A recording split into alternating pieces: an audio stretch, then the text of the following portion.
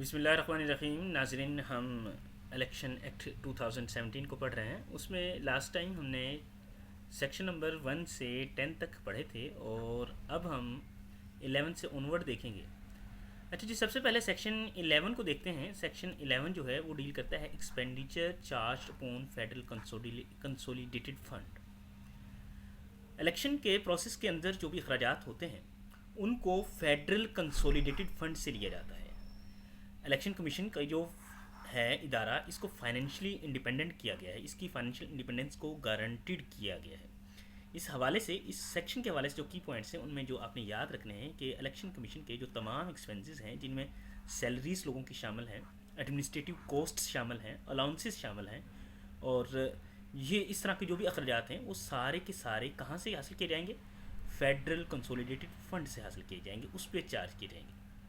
और इसको डील करता है article 81 of constitution of Pakistan, federal consolidated fund को। देन वो बात करता है कि जो चीफ इलेक्शन कमिश्नर है ना, उसके पास फुल पावर है कहाँ कहाँ पे खर्चा करना है, ठीक है, किन किन चीज़ों के लिए खर्चा करना है। इसके अलावा जो पोस्ट्स क्रिएट हुई हैं उनके हवाले से जो अखराजात होंगे उनके हवाले से भी डिसाइड करने का इख्तियार चीफ इलेक्शन कमिश्नर को मुकम्मल है। इसके अलावा इनका ऑडिट करना और फाइनेंशियल रूल्स बनाना ये भी इलेक्शन कमीशन ऑफ पाकिस्तान के पास ही है। अच्छा जी, इसके बाद हम देखते हैं measures for training and public awareness. Section 12 deal करता है कि पब्लिक अवेयरनेस एंड ट्रेनिंग के लिए कौन कौन सी मेजर्स ली जाती हैं। इलेक्शन कमीशन ऑफ पाकिस्तान के लिए लाजमी है कि वो ऑफिशियल्स को और सिटीजन को इलेक्टोरल इंटेग्रिटी प्रमोट करने के लिए एजुकेट करें। इलेक्शन कमीशन पाकिस्तान जो है वो इस पर्पज़ के लिए इलेक्शन ऑफिशियल्स की ट्रेनिंग प्रोग्राम्स कंडक्ट करवाता है। इनमें जुडिशरी, गवर्नमेंट डिपार्टमेंट्स और ऑटोनमस बॉडीज़ शामिल होती हैं इनके साथ मिलकर। अच्छा जी, इसके अलावा ये पब्लिक अथॉरिटीज़ और इंस्टीट्यूशंस को एडवाइस करता है regarding spread awareness about the electoral laws and best practices. Election के जो कानून हैं उनके हवाले से आगाही फैलाने के लिए वो क्या करता है, तमाम पब्लिक अथॉरिटीज़ एंड इंस्टीट्यूशन को एडवाइस करता है। इसके अलावा सेम अवेयरनेस के पर्पज़ के लिए वो मीडिया कैंपेन भी लॉन्च करता है। इसका मकसद ये होता है कि ज़्यादा से ज़्यादा वोटर जो हैं वो रजिस्ट्रेशन करवाएं और वुमेन, नॉन मुस्लिम और ऐसे लोग जो डिसेबल हैं या जो ट्रांसजेंडर पर्सन हैं वो ज़्यादा से ज़्यादा वोटिंग के अंदर, इलेक्शन प्रोसेस के अंदर पार्टिसिपेट करें। इसके अलावा वो चाहते हैं कि इस अवेयरनेस के थ्रू लोगों को वोटिंग प्रोसीजर का पता चले और इलेक्शंस की इंटेग्रिटी के बारे में इल्म आए। मोर ओवर वो जो है इलेक्शन कमीशन ऑफ पाकिस्तान वो अमेंडमेंट्स को भी रिकमेंड कर सकता है, उनको जो सेक्शंस हैं उनको भी एग्जामिन करता है और इन इलेक्शंस को मज़ीद फेयर और ट्रांसपेरेंट करने के लिए अमेंडमेंट रिकमेंड कर सकता है। इसके अलावा सेक्शन 13 है, वो बात करता है establishment of results management system, RMS system इसमें होता है एक। इसके इस्टेब्लिशमेंट के हवाले से बात करता है ये सेक्शन। वो कहता है to ensure speedy and transparent election results. Speedy और ट्रांसपेरेंट इलेक्शन रिजल्ट्स के लिए इलेक्शन कमीशन ऑफ पाकिस्तान को एक RMS यानी रिजल्ट्स मैनेजमेंट सिस्टम इस्टेब्लिश करना होता है ताकि काउंटिंग, टेबुलेशन और पब्लिकेशन ऑफ रिजल्ट्स स्पीडीली किया जा सके, जल्दी से जल्दी किया जा सके, ठीक है। इसके अलावा जो प्रेसिडिंग ऑफिसर होता है उसकी ड्यूटीज़ यहाँ पे बताई हुई हैं कि जो प्रेसिडिंग ऑफिसर है वो जो रिज़ल्ट काउंट करेगा उनका एक स्नैपशॉट लेगा और उनको इलेक्ट्रॉनिकली मीन के किसी भी ऐप के थ्रू ECP को भेजेगा और रिटर्निंग ऑफिसर को भेजेगा। वो इनको जितनी जल्दी हो सके उतनी जल्दी इनको भेजने की कोशिश करेगा। अगर उस टाइम पे नेट अवेलेबल नहीं है या किसी इस ऐसे एरिया में काउंटिंग हुई है, ऐसा पोलिंग स्टेशन है जो देहात में है और वहाँ पे इंटरनेट की सहूलत मौजूद नहीं है, तो वो इन रिजल्ट्स को फिजिकली रिटर्निंग ऑफिसर को डिलीवर करेगा। अब रिटर्निंग ऑफिसर की ड्यूटीज़ यहाँ पे क्या होंगी? रिटर्निंग ऑफिसर प्रोविजनल रिजल्ट्स को, अबूरी रिजल्ट जो थोड़ी देर के लिए आए हैं उसके पास रिजल्ट, उनको कंपाइल करेगा और उनको इलेक्ट्रॉनिकली मीन के नेट के through election commission of Pakistan को भेजेगा। वो कहता है कि अगर शाम 2 बजे तक, सुबह मतलब कि आज शाम को पोलिंग स्टेशन बंद हुए हैं तो अगले 2 बजे सुबह वो कहते हैं अगर 2 बजे AM 2 AM तक रिज़ल्ट इनकम्प्लीट हैं तो जो रिटर्निंग ऑफिसर है उसको इनकम्प्लीट होने की रीज़न बतानी होगी कि क्यों भाई डिले हुए हैं, और फाइनल रिजल्ट उसे 10 बजे तक पहुंचाने होंगे इलेक्शन कमीशन ऑफ पाकिस्तान को। जो रिटर्निंग ऑफिसर है उससे जो इलेक्शन कमीशन ऑफ पाकिस्तान को भेजने होते हैं वो उसके इन प्रोविजनल और कंसोलिडेटेड रिजल्ट्स की स्कैन करके कॉपीज़ भेजनी होती हैं, बैलेट पेपर्स के अकाउंट्स भेजने होते हैं, और जो काउंटिंग हुई है उनके रिजल्ट्स भेजने होते हैं। इलेक्शन कमीशन ऑफ पाकिस्तान क्या करेगा कि इन रिजल्ट्स को अपनी वेबसाइट पे पब्लिश कर देगा, और पब्लिश करेगा, और इनमें डाटा भी पब्लिश किया होगा कि किस तरह से gender disaggregated voter turn out रहा है, कितने मेल ने वोटिंग की है और कितनी फीमेल ने वोटिंग की है। इसके बाद सेक्शन 14 डील करता है एक्शन प्लान के हवाले से। एक्शन प्लान जो है वो बात करता है to prepare and review comprehensive road map for election के लिए कम्प्रिहेंसिव रोड मैप क्या होगा। इलेक्शन कमीशन ऑफ पाकिस्तान जो है ना उसे एटलीस्ट 4 मंथ पहले इलेक्शन से एक एक्शन प्लान तैयार करना होता है। जनरल इलेक्शन से 4 मंथ पहले क्या तैयार करना होता है, एक्शन प्लान।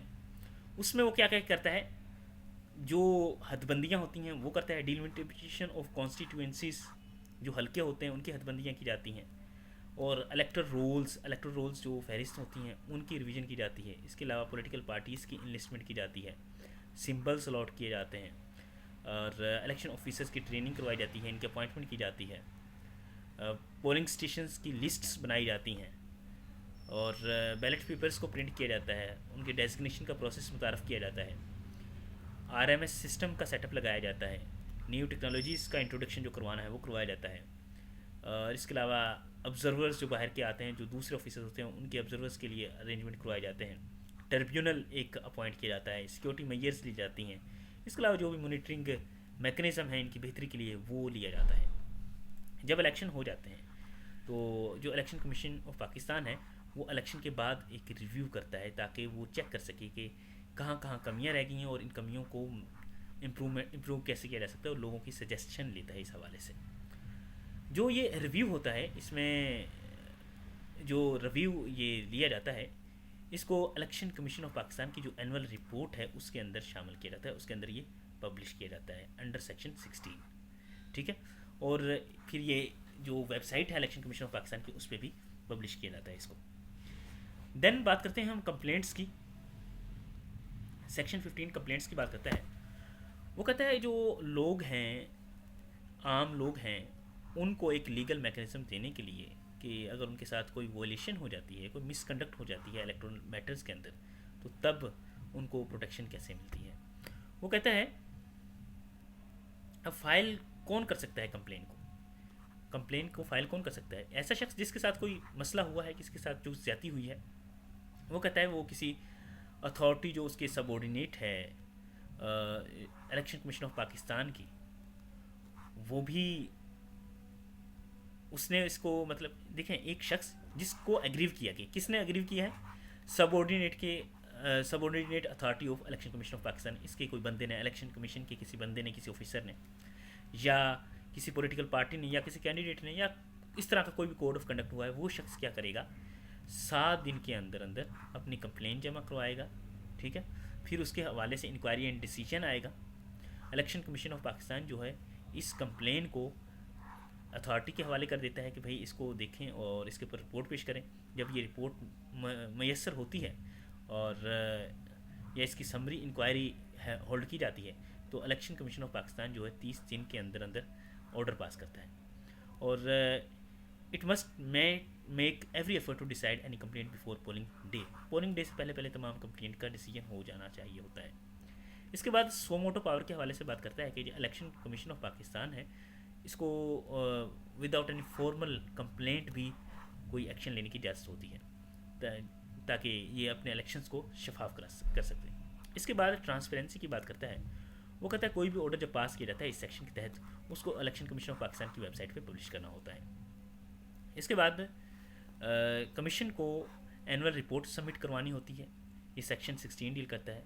वो कहता है कि अकाउंटेबिलिटी और ट्रांसपेरेंसी को इंश्योर करने के लिए इलेक्शन कमीशन ऑफ पाकिस्तान एक रिपोर्ट पब्लिश करता है, ठीक है। इसकी प्रोविजंस क्या होती हैं, वो कहते हैं इलेक्शन कमीशन जो है एक रिपोर्ट पब्लिश करता है ईयरली बेसिस पे, और ये जो ईयरली बेसिस पे रिपोर्ट पब्लिश होती है ये हर कैलेंडर ईयर के 90 दिन के अंदर अंदर पब्लिश हो जानी चाहिए होती। जो ये रिपोर्ट है इसको फेडरल गवर्नमेंट को भेजा जाता है और तमाम प्रोविंशियल गवर्नमेंट को, सूबाई हुकूमतों को भेजा जाता है।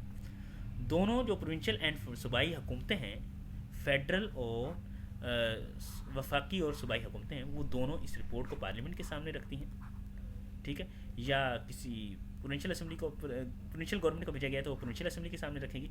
कितने दिनों के अंदर? 60 दिन के अंदर अंदर। ये डेट आपने टाइम याद रखना है। एक दफ़ा जब रिपोर्ट पार्लियामेंट के पास पेश कर दी जाती है तो इलेक्शन कमीशन ऑफ पाकिस्तान जो है इसको अपनी वेबसाइट के ऊपर पब्लिश कर देता है और इसको फिर पब्लिक की एक्सेस भी मुहैया कर दी जाती है। देन हमारे पास चैप्टर 3 आ जाता है। चैप्टर 3 सेक्शन 17 से स्टार्ट होता है। सेक्शन 17 डील करता है कमीशन टू डिलिमिट कॉन्स्टिट्यूशंसीज, हल्कों की हदबंदी। वो कहता है इलेक्शन कमीशन ऑफ पाकिस्तान के पास एक ख़ास पावर है कि वो इन हल्कों की हदबंदी कर सकती है ताकि नेशनल, प्रोविंशियल या लोकल जो इलेक्शन है वो कंडक्ट करवाए जा सकें। इसकी जो की प्रोविजंस आपने याद रखनी है कि हर इलेक्शन कमीशन ऑफ पाकिस्तान जो होगा, इलेक्शन कमीशन ऑफ जो पाकिस्तान होगा, वो इनको इन पर्पसेस के लिए, इन मेन 3 पर्पसेस के लिए डिलिमिट करेगा। एक तो नेशनल असेंबली के लिए, प्रोविंशियल असेंबली के लिए, लोकल गवर्नमेंट के लिए, और ये सारे के सारे कॉन्स्टिट्यूशन के लिहाज से ही होंगे। इलेक्शन कमीशन जो होगा, इलेक्शन कमीशन ऑफ पाकिस्तान हर मरदमशुमारी के पब्लिश होने के बाद, जब भी जिस साल भी मरदमशुमारी हुई है उसके पब्लिश होने के बाद लाजमी तौर पे वो डिलिमिटेशन कंडक्ट करवाएगा। अच्छा जी, इसके बाद सेक्शन 18 है, वो बात करता है जो नेशनल असेंबली और प्रोविंशियल असेंबली के अंदर जो सीट्स होती हैं उनके हवाले से। वो कहता है कि ये कैसे पता चलेगा कि कितनी सीट्स कहाँ पे डिस्ट्रीब्यूट होंगी, किस रीजन के अंदर कितनी सीट्स होंगी। अब इसके हवाले से नेशनल असेंबली और प्रोविंशियल असेंबली दोनों के हवाले से हम पढ़ते हैं। वो कहते हैं नेशनल असेंबली में वो कहते हैं हर सूबे को सीट्स अलॉट की जाती हैं और जो कैपिटल टेरिटरी इस्लामाबाद है उसको भी कुछ सीट्स अलॉट की जाती हैं। इसके अलावा कुछ वुमन और नॉन मुस्लिम्स के हवाले से भी सीट्स प्रोवाइड की जाती हैं अकॉर्डिंग टू सेक्शन 51, ठीक है। नेशनल असेंबली में ऐसे होता है। नेशनल असेंबली की टोटल 336 सीट है, ठीक है, उनको इस तरह से डिवाइड कर दिया जाता है। हर सूबे के वो प्रोवाइड कर दी जाती है, भाई इतनी सीट्स यहाँ से होंगी, इतनी सीट्स यहाँ से होंगी। प्रोविंशियल असेंबली वो कहते हैं हर जो प्रोविंशियल असेंबली है उसमें जनरल सीट्स भी होती हैं, रिजर्व सीट्स भी होती हैं, वुमेन की सीट्स भी होती हैं, नॉन मुस्लिम की सीट्स भी होती हैं, ठीक है। और ये इन सीट्स को कौन डिफाइन करता है? आर्टिकल 106। इनको कौन डील कर रहा है? आर्टिकल 51। ये आपने ध्यान में रखना है। इसके बाद सेक्शन 19 है, ये डिलिमिटेशन ऑफ कॉन्स्टिट्यूएंसीज की बात करता है। वो कहता है इलेक्शन कमीशन को ये कॉन्स्टिट्यूएंसीज जो हैं इनको कैसे डिवाइड करना है, कैसे डिवाइड करना चाहिए। वो कहते हैं नेशनल असेंबली के केस में हर सूबे को टेरिटोरियल कॉन्स्टिट्यूएंसीज में डिवाइड कर दिया जाता है और ये हर टेरिटोरियल टेंडेंसी के लिए एक एक सीट मुख्तस की जाती है, ठीक। और इसके अलावा जनरल सीट्स के लिए इसको किया जाता है और कैपिटल टेरिटरी जो है इस्लामाबाद है उसको भी कॉन्स्टिट्यूएंसीज में एलोकेटेड सीट्स के लिहाज से डिवाइड कर दिया जाता है।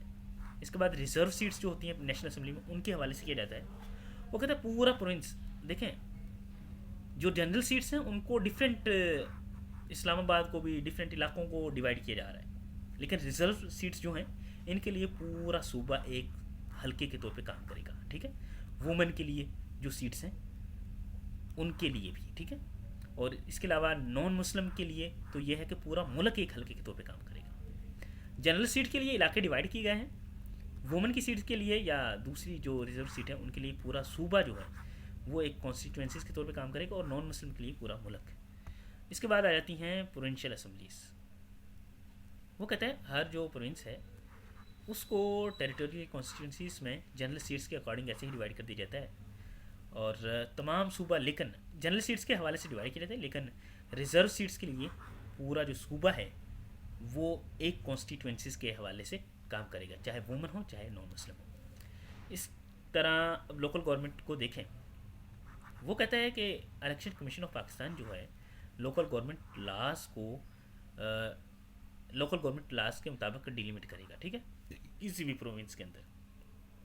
इसके बाद आ जाता है प्रिंसिपल ऑफ डिलिमिटेशन। वो कहता है प्रिंसिपल क्या है, इसका मकसद क्या है, पहले तो ये देख लें। इसका मकसद है फेयर, लॉजिकल और रिप्रेजेंटेटिव कॉन्स्टिट्यूंसीज को इंश्योर करवाना। और इसकी जो की प्रोविजंस हैं उनका मेन क्राइटेरिया है वो अपने जहन में रखना है। पहला क्राइटेरिया जो हमें ये देखना है कि जो ये कॉन्स्टिट्यूंसीज हैं ये प्रैक्टिकल होनी चाहिए, ठीक है। और इनमें आपने पॉपुलेशन डिस्ट्रीब्यूशन जो इन एरियाज़ के अंदर वो देखनी है, फिजिकल फीचर्स देखने हैं, एडमिनिस्ट्रेटिव बाउंड्रीज देखनी है, कम्युनिकेशन के ज़राए देखने हैं, पब्लिक की आसानी देखनी है, उनकी होमोजिनिटी देखनी है, किस तरह के लोग वहाँ पे आबाद हैं। इसके बाद ये जो सेक्शन थे, सब सेक्शन 2 था, ये ओमिट कर दिया गया था, इसमें एक नई प्रोविजन ऐड कर दी गई थी। सब सेक्शन 2A है ये। वो कहता है खैबर पख्तूनख्वा के जो ट्राइबल एरियाज़ हैं, जो खैबर पख्तूनख्वा के ट्राइबल एरियाज़ के हवाले से है कि इसमें 2 या 2 से ज़्यादा जो एरियाज़ हैं उनको ग्रुप करके एक कॉन्स्टिट्यूंसी बना दिया जाता है, ठीक है। उनको बना दिया जा सकता था according to 2019 election and by election के लिए, इन इलेक्शंस के लिए बना दिया जाता था। अच्छा जी, इसके बाद पॉपुलेशन वेरिएशन रूल है। पॉपुलेशन वेरिएशन रूल जो है वो बात करता है कि कॉन्स्टिट्यूंसीज के दरमियान जो पॉपुलेशन की वेरिएंस है, जो इसमें चेंज होता हुआ जो चेंजिंग हो रही है, वो कहता है ये 10% से ज़्यादा नहीं होनी चाहिए। इसके अलावा वो कहता है एक्सेप्शन केसेस में जो इलेक्शन कमीशन ऑफ पाकिस्तान है उसको डिस्ट्रिक्ट बाउंड्रीज भी क्रॉस करने की इजाज़त होती है, और लेकिन उसको इसके लिए रीजन्स को रिकॉर्ड करना होगा डिलिमिटेशन के लिए, ठीक है। अच्छा जी, इसके बाद सेक्शन 21 है, वो कमीशन की रिपोर्ट्स के हवाले से बात करता है और कॉन्स्टिट्यूंसीज की लिस्ट के हवाले से बात करता है। वो कहता है कि to ensure transparency and public participation, इसका एक मकसद है कि लोग इसमें शामिल करें और यहाँ पे ट्रांसपेरेंसी रहे, ये इसका मकसद होता है। सबसे पहले प्रिलिमिनरी रिपोर्ट होती है। वो कहता है हर जो इलेक्शन कमीशन ऑफ पाकिस्तान है वो रिप्रेजेंटेशन रिसीव करता है, इंक्वायरीज हेल्ड करता है और समन विटनेस करता है और इनकी एविडेंस को रिकॉर्ड करता है फॉर डिलिमिटेशन पर्पस के लिए। Election of commission of Pakistan को चाहिए कि वो ऑफिशियल गज़ट के अंदर जो प्रिलिमिनरी रिपोर्ट है इसको प्रिपेयर करे और फिर इसको पब्लिश भी करे। इसके बाद इन्विटेशन फॉर रिप्रेजेंटेशंस, वो कहता है जो सिटीजन्स हैं वो अपनी वो सिटीज़न की जो है ना उनको हक हासिल है कि वो रिप्रेजेंटेशन को सबमिट कर सकते हैं कि जो उन्होंने पार्लियामेंट्री रिपोर्ट के हवाले से देखी हैं, और ये वो सबमिट कर सकते हैं 30 दिन के अंदर अंदर। इसके अलावा वोटर पार्टिसिपेशन को अगर देखें, वो कहता है कोई भी वोटर जो किसी एक कॉन्स्टिट्यूंसी के अंदर मौजूद है वो इस कॉन्स्टिट्यूशन के अंदर होने वाली हदबंदी के हवाले से रिप्रेजेंटेशन कर सकता है। इसके बाद फाइनल रिपोर्ट जो है वो कहता है तमाम लोगों की बातें सुनने के बाद, तमाम रिप्रेजेंटेशन सुनने के बाद जो इलेक्शन कमीशन ऑफ पाकिस्तान है वो इसको मॉडिफाई कर सकती है या इसको अमेंड कर सकती है। फाइनल लिस्ट जो है वो 30 दिन के अंदर अंदर पब्लिश कर दी जाएगी। फाइनल 30 दिन कौन से, जब रिप्रेजेंटेशन का प्रोसीजर कंप्लीट हो चुका है उसके 30 दिन के बाद और इसको फिर ऑफिशियल गज़ट में इलेक्शन कमीशन ऑफ पाकिस्तान की वेबसाइट पे पब्लिश कर दिया जाएगा। सेक्शन 22 है वो डील करता है power to amend final list of constituencies. जो कॉन्स्टिट्यूंसीज हैं इनकी फाइनल लिस्ट को अमेंड करने के हवाले से सेक्शन 22 की बात करता है। वो कहता है कि ये जो है इलेक्शन कमीशन ऑफ पाकिस्तान को अपनी अपडेट करने के लिए और अपनी जो कॉन्स्टिट्यूशन बाउंड्रीज़ हैं इनको करेक्ट करने के लिए फ्लेक्सिबिलिटी प्रोवाइड करता है। इसके हवाले जो की प्रोविजंस हैं वो बात करता है, वो कहता है इलेक्शन कमीशन ऑफ पाकिस्तान जो है अमेंडमेंट भी कर सकता है, अल्ट्रेशन भी कर सकता है, मॉडिफिकेशन भी कर सकता है, किस में जो उन्होंने फाइनल लिस्ट तैयार की है किसी भी टाइम पे वो ये काम करता है। लेकिन 4 मंथ जब रह जाएं इलेक्शन नोटिफिकेशन में तो उससे पहले नहीं। अगर वो ये सारे काम करता है तो उसके हवाले से उसे रिकॉर्ड रीज़न भी करनी होंगी, रीजंस भी रिकॉर्ड करनी होंगी, भाई इस वजह से हमने किया है। ट्रांसपेरेंसी एंड पब्लिक इनपुट, वो कहते हैं जो अमेंडमेंट प्रपोज की गई हैं उनको जस्टिफिकेशंस के साथ पब्लिश भी किया जाना चाहिए। इलेक्शन कमीशन ऑफ पाकिस्तान को फाइनल डिसीजन देने से पहले जो रिप्रेजेंटेशन है, जो रिप्रेजेंटेशन मैंने आपको पीछे बताया, उनको सुनना चाहिए और उनको इनवाइट भी करना चाहिए, ठीक है। यहाँ तक थे हमारे चैप्टर 3 हो गए कंप्लीट, और नेक्स्ट हम चैप्टर 4 से इलेक्टोरल रोल्स के हवाले से सेक्शन 3 में 23 से हम स्टार्ट करेंगे। तब तक के लिए खुदा हाफिज़। अगर कोई आपका क्वेश्चन हो तो आप कमेंट सेक्शन के अंदर